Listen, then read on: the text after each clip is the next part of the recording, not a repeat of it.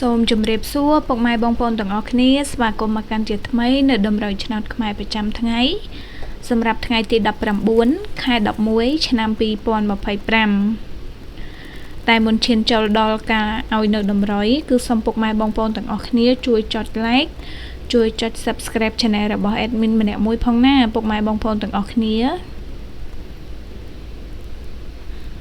ទៅលើតម្រុយរបស់យើងនេះគឺសម្រាប់លេង3ម៉ោងពុកម៉ែបងប្អូនទាំងអស់គ្នាគឺម៉ោង 10:35 ម៉ោង 1 ជាមួយនឹងម៉ោង 3:45 ឥឡូវឈានចូលដល់ការឲ្យនៅតម្រុយរបស់យើងវិញដែលនៅក្នុងថ្ងៃនេះដែរទៅលើលេខអូស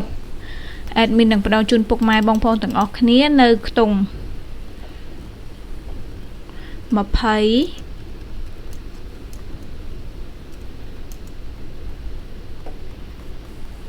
និងខ្ទង់50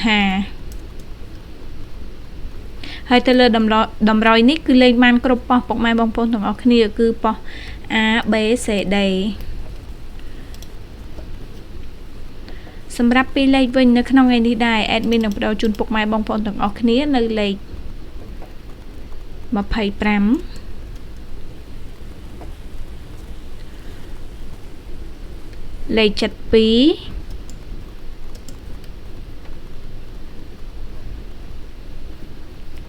លេខ54និងលេខ65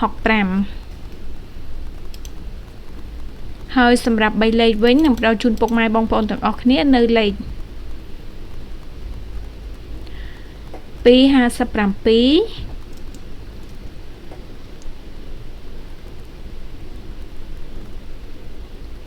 លេខ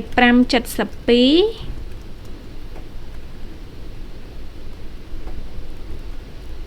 និងលេខ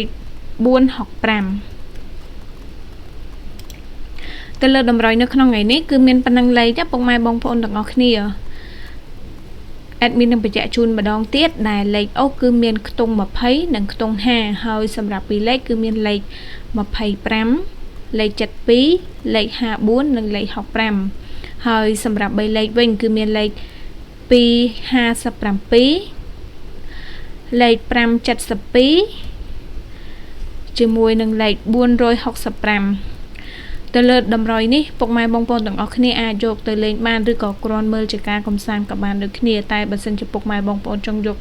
តម្រុយនឹងទៅលេងអាចចង់ចាក់ត្រង់ក៏បានឬក៏គុណត្រឡប់ក៏បាន admin សូមជូនពរពុកម៉ែបងប្អូនទាំងអស់គ្នាសំណាងល្អហេងៗទាំងអស់គ្នាណាសូមអរគុណសូមជម្រាបលា